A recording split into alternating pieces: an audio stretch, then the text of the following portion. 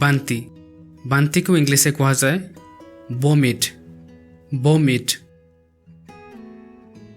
ଫୁଲିଯିବା କୌଣସି ଆଘାତ କାରଣରୁ ଫୁଲିଯିବା ଇଂଲିଶରେ କୁହାଯାଏ swollen swollen ଆଘାତ ଜନିତ ଦାଗ ଆଘାତ ହେଇକି କୌଣସି ଦାଗ ହେଇଯିବା ତାକୁ ଇଂଲିଶରେ କୁହାଯାଏ bruise bruise ଜ୍ୱର fever fever ଗଳା ଯନ୍ତ୍ରଣା ଗଳାରେ ଯନ୍ତ୍ରଣା ହେବା ଇଂଲିଶରେ କୁହାଯାଏ sore throat sore throat ବ୍ରଣ ବ୍ରଣକୁ ଇଂଲିଶରେ କୁହାଯାଏ ପିମ୍ପଲ ପିମ୍ପଲ ମୁଣ୍ଡ ବୁଲାଇବା ଇଂଲିଶରେ କୁହାଯାଏ ଡିଜିନେସ୍ ଡିଜିନେସ୍ ଶ୍ୱାସରୋଧ ବା ନିଶ୍ୱାସ ବନ୍ଦ ହେଇଯିବା ଇଂଲିଶରେ କୁହାଯାଏ suffocation suffocation କାଶ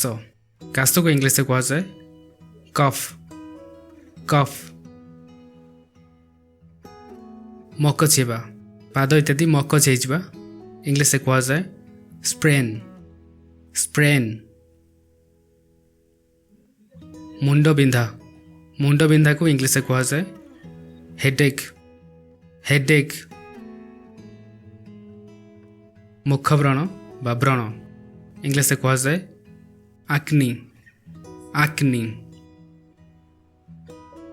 କୁଣ୍ଡେଇ ହେବା ଇଂଲିଶରେ କୁହାଯାଏ itch itch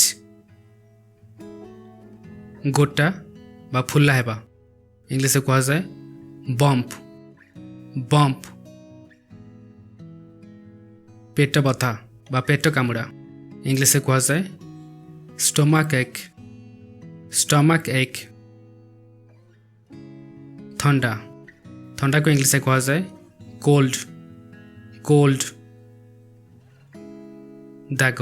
ଦାଗକୁ ଇଂଲିଶରେ କୁହାଯାଏ scar scar ଦାନ୍ତ ବିନ୍ଧା ଦାନ୍ତ ବିନ୍ଧାକୁ ଇଂଲିଶରେ କୁହାଯାଏ toothache toothache